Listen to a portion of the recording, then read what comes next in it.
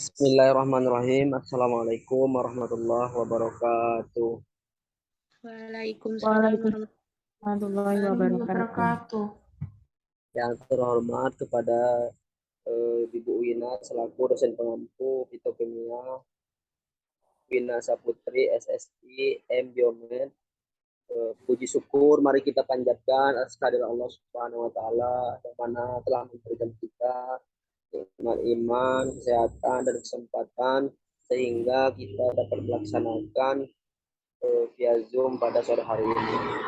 Tak lupa salawat dan salam kita curahkan kepada Nabi kita, Nabi besar Muhammad Shallallahu Alaihi Wasallam, yang mana beliau dari hingga kita akhir sampai di dunia akhir, semoga kita semua dapat mendapatkan syafaatnya. Amin Allahumma. Langsung saja, saya Lana Rozikin selaku moderator, dan di sini ada PJ materi Firanda Marsalina Marendika, ada Evin Elipsa, terus PJ PPT Fatul Munawaroh di Ajeng Citra Andriana, terus PJ presentasi kita Octavia, Deska Amelia, terus ada PJ edit video Henny Petria. Nah, terkait materi pada sore hari ini tentang flavonoid, terkait definisi, polaritas, metode, dan identifikasi, langsung saja saya serahkan kepada PJ presentasi. Pada PJ presentasi, saya persilahkan. Baiklah, sebelumnya izin memperkenalkan diri, saya Gita Octavia. Di sini saya sebagai PJ presentasi, saya akan mempresentasikan materi mengenai flavonoid. Yang pertama yaitu ada definisi flavonoid. Flavonoid merupakan salah satu metabolit sekunder. Kemungkinan keberadaannya dalam daun dipengaruhi oleh adanya proses fotosintesis, sehingga daun muda belum terlalu banyak mengandung flavonoid. Marham 1988. Senyawa flavonoid adalah senyawa yang mempunyai struktur C6, C3, C6. Tiap bagian C6 merupakan cincin benzen yang terdistribusi dan dihubungkan oleh atom C3 yang merupakan rantai alifatik. Selanjutnya akan diteruskan oleh rekan saya, yaitu Deska. Polaritas flavonoid. Flavonoid merupakan golongan terbesar senyawa fenol alam. Harbone 1987. Flavonoid merupakan senyawa polar karena mempunyai sejumlah gugus hidroksil yang tak tersulih atau suatu gula, sehingga akan larut dalam pelarut polar seperti etanol, metanol, butanol, aseton, dimetil sulfosidah, dimetil formamidah, dan air. Adanya gula yang terikat pada flavonoid cenderung menyebabkan flavonoid lebih mudah larut dalam air, dan dengan demikian campuran pelarut di atas dengan air merupakan pelarut yang lebih baik untuk glikosida dan flavon, serta flavonol yang termetoksilasi cenderung lebih mudah larut dalam pelarut, seperti ether dan kloroform. Marham 1998. Analisa flavonoid lebih baik dengan memeriksa aklikon yang terdapat dalam ekstrak tumbuhan yang telah dihidrolisis sebelum memperhatikan kerumitan glikosida yang ada dalam ekstrak asal 1987. Selanjutnya akan dibaca oleh Henny. Selanjutnya yaitu metode penyaringan. Pengambilan bahan aktif dari suatu tanaman dapat dilakukan dengan ekstraksi. Dalam proses ekstraksi ini, bahan aktif akan terlarut oleh zat penyari yang sesuai sifat kepolarannya. Metode ekstraksi dipilih berdasarkan beberapa faktor seperti sifat dari bahan mentah obat, daya penyesuaian, dengan tiap macam metode ekstraksi dan kepentingan dalam memperoleh ekstrak yang sempurna atau mendekati sempurna. Ensel 1989. Selanjutnya akan dijelaskan oleh Firanda. Metode ekstraksi yang sering digunakan diantaranya adalah maserasi. Maserasi merupakan cara ekstraksi yang paling sederhana. Bahan simplisia yang dihaluskan sesuai dengan syarat farmakope, umumnya terpotong-potong atau berupa serbuk kasar.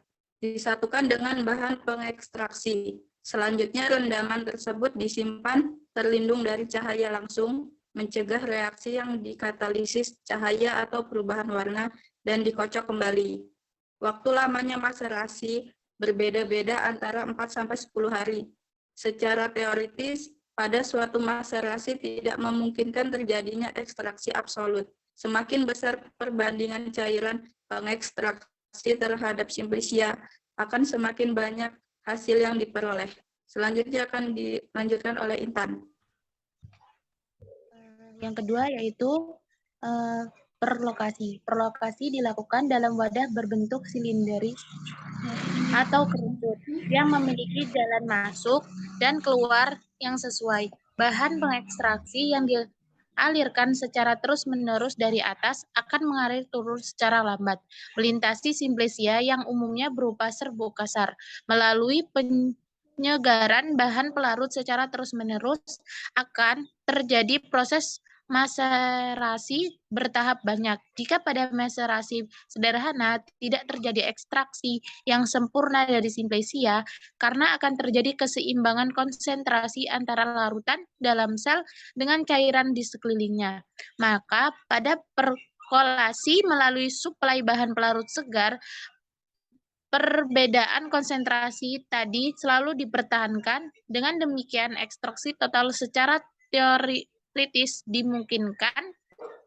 Praktis jumlah bahan yang dapat diekstraksi mencapai 95%. Voigt 1995. Materi selanjutnya akan disampaikan oleh Diajeng Fitra. C. Sokletasi. Sokletasi dilakukan dalam sebuah alat yang disebut soklet. Cairan mencair diisikan pada labu, serbuk simplisia diisikan panggung dari kertas berlubang-lubang dari gelas, baja tahan karat, atau bahan lain yang cocok. Cairan penyaring dipanaskan sehingga mendidih. Uap cairan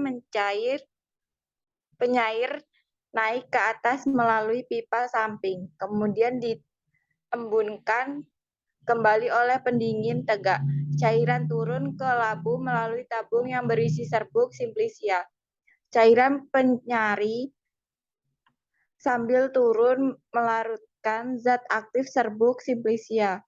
Karena adanya sifon, maka setelah cairan mencapai permukaan sifon, seluruh cairan akan kembali ke labu. Anonim 1986. Materi selanjutnya akan dibacakan oleh Fatul Muamana. Identifikasi flavonoid. Ekstrak rimpang kencur diambil 1 ml dan dimasukkan ke dalam tabung reaksi. Diuapkan sampai kering. Kemudian dilarutkan dalam 1-2 ml metanol panas 50%. Setelah itu ditambahkan logam Mg dan 4-5 tetes HCl pekat. Hasil positif jika terbentuk larutan berwarna merah atau jingga yang terbentuk menunjukkan adanya flavonoid. Slide selanjutnya. Uji golongan senyawa flavonoid dilakukan untuk mengetahui keberadaan senyawa flavonoid dalam ekstrak etanol 80% dan fraksi kloroform. Di mana uji flavonoid ini dilakukan dengan mengambil sedikit ekstrak etanol 80% dan fraksi kloroform rimpang kencur. Dilarutkan dengan etanol, kemudian ditambahkan dengan metanol 50% dalam keadaan panas. Serbuk magnesium dan HCl pekat. Penambahan metanol 50% panas ini untuk melarutkan ekstrak dan penambahan HCl pekat digunakan untuk menghidrolisis flavonoid menjadi aglikonnya, yaitu dengan menghidrolisis omin glikoksil. Flavonoid yang tereduksi dengan magneum Mg dan HCl ini dapat memberikan warna merah, kuning, atau jingga.